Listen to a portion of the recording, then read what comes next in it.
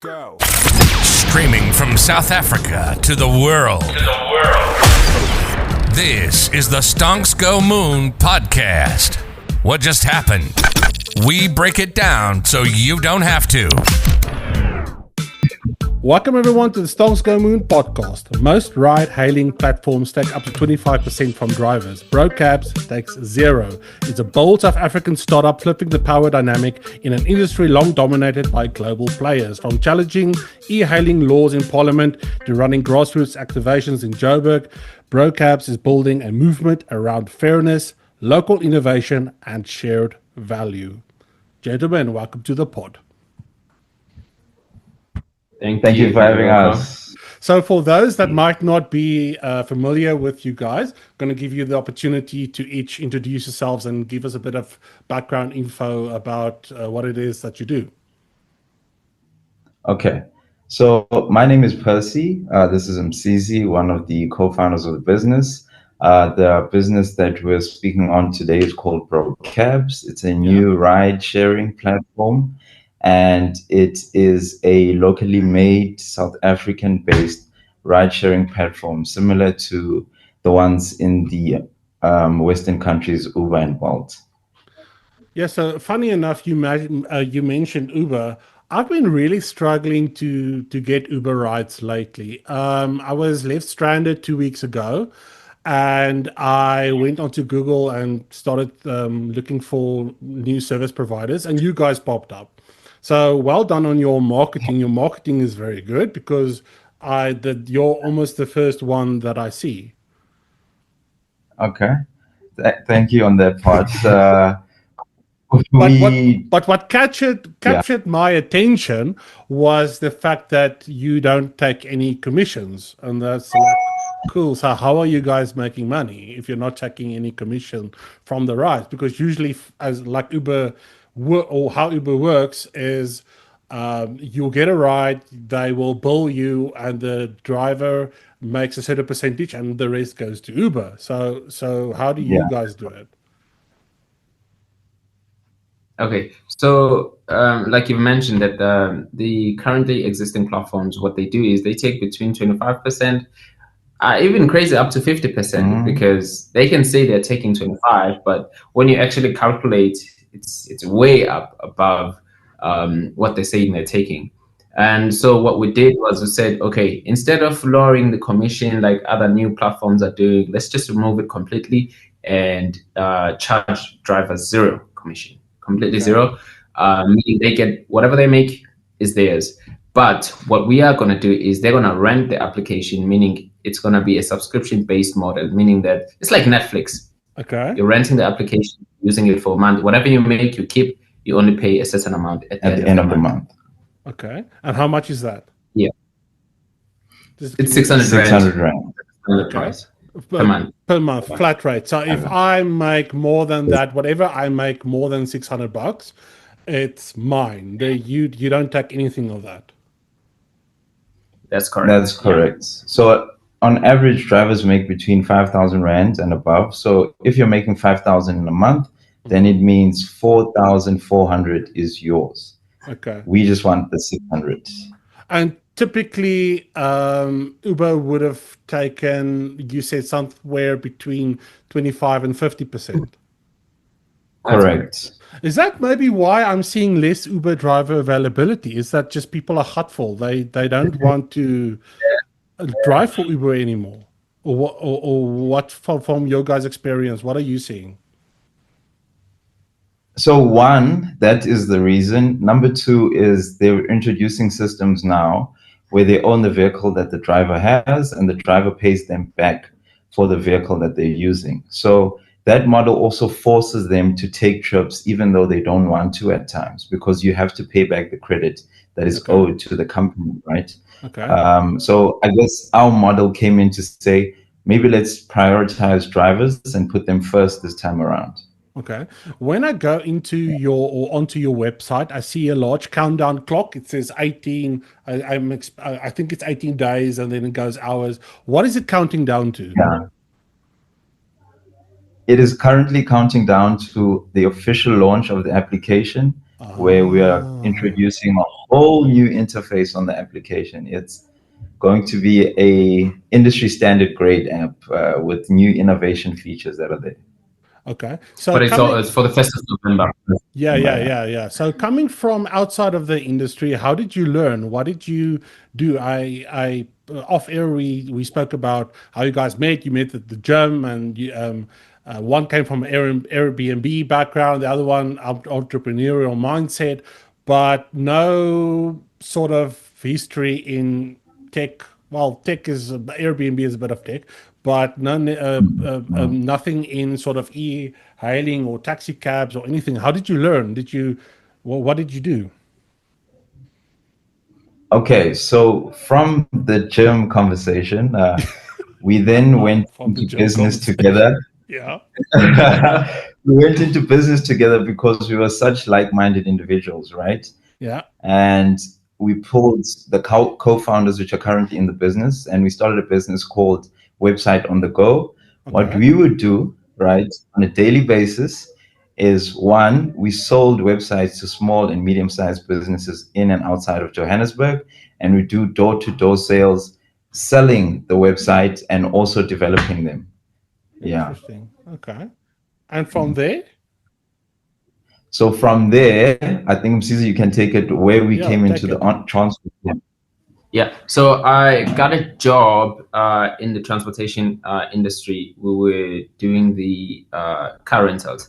So we were using a lot of the e-hailing companies at the time. Yes. And I spoke to a lot of drivers, but there was a lot of issues when I was speaking to drivers. And most of them were, it was the safety of the drivers as well as the commissions. Also the hidden fees that are not publicized. So yeah, but number 1 and 2 was safety as well as the commission. So that's basically how the model started. Yeah, so basically, you're trying to solve a problem that's outside, and it sounds to me like you're very Joburg-centric, Joburg-focused at the moment. Is that true? Yes. More like Gauteng, because actually most of our drivers are in England. Okay, but it's leveraging a market that you know and starting at a like something that's not unfamiliar, and then building and then scaling to other parts, I'm assuming, later. Yes, absolutely. Just to touch on that point again, it was sort of like a eureka moment where we were all sitting in the apartment building the websites, whatever. And he's like, I came up with this thing, and I think it could be the one, guys. So I think that was October last year, and from then, just crunching and seeing the application business is such a viable space, and so we thought, let's create that solution there. And obviously, this is just one part of what Bro is. Bro is a super application that we're going to build. And the e-hailing part is just the introduction to market. We are also looking at taking over spaces of financial technology. That's also in play in the background. Also logistics, transportation. That's also in play in the background. Obviously, because just some of the things. Because you're entrepreneurs, it's not only one thing, because there is so much thing or many things that you can connect off of the back of what you are doing. And we've seen it with Uber and Uber Eats. And I reckon Uber Eats is poised for disruption, because that's another business that restaurants are complaining about actually taking the most of their margin, and almost like to the point where the restaurant isn't making any money. So that's something else to look at, maybe. We're going to that industry soon enough. Okay, so what does the future look like for you guys now? So let's say a year from now, what is the focus? Is it onboarding new drivers, or what is it? So the future is, one, we want to scale throughout South Africa as a whole. So the major cities, we want to hit them within the year. And then our next stop is Africa. I think the problems that we have in South Africa are something that we've seen also playing out within the other countries where drivers are frustrated of the same problems, and the solution we bring is truly a disruptive model. Yeah, and this is a global issue. Yeah. When it comes to the transportation itself. Okay, but yeah. you don't have. Do you have employees as such, or are the drivers third-party contractors? Drivers are third-party contractors. We do have a business behind the app that's a separate part of it, but they're third-party contractors. But essentially, so you are creating. Sorry, you are creating jobs as well. It's not about. It's just not. It's an app, and then there isn't really any employment in or outside of it. Yeah, currently as it sits, I think our staff count is 18 people. Yeah. Oh wow! Well done. Yeah. Okay. Thank you, man. What's the biggest? You're doing something right because you're getting a lot of traction. What is the most expensive part of this exercise?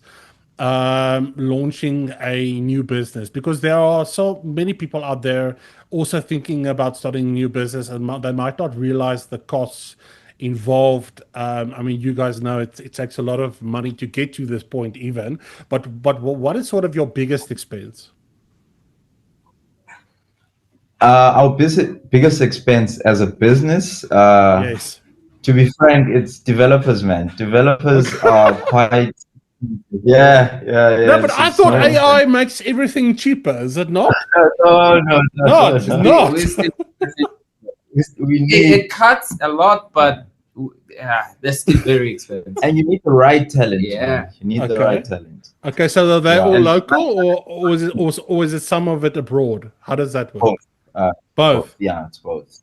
Okay. Yeah, and how did you? Okay, so how did you go about? Was it existing connections, or did you have to go and look for them?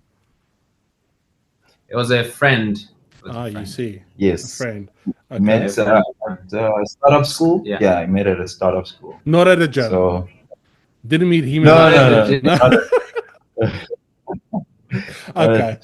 Okay. So imagine in 5 years, right? If you guys win, what does the e-hailing landscape in South Africa look like? Because you are competing with infrastructure that's currently in place, taxis, public transport, and buses.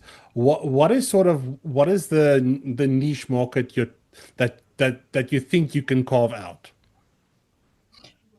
I think we're going to carve out the e-hailing industry to be a competitor to the global existing companies, because ride booking is one part. There's also the part of ride sharing, which is in Western markets, but within our local construct, it's not there as much, which is a much fairer pricing model when it comes to consumers booking on these apps, right?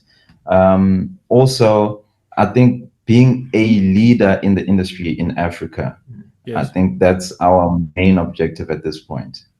Okay, cool. Gentlemen, thank you so much for joining me today.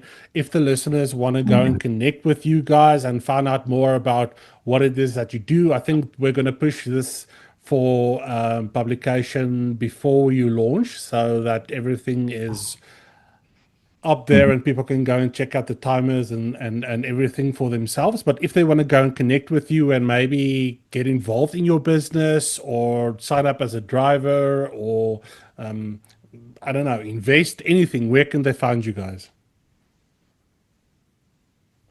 Our social medias is BroCabs on every platform. And with regards to finding the application, the driver app and the commuter app, available on App Store and Google Play stores. Awesome. Yeah, and most other things on the website. On the website, yes. Leave all the links in the comments. Thank you so much for joining me today. And to our listeners, peace, love, and prosperity. And we'll catch you on the next one. Cheers.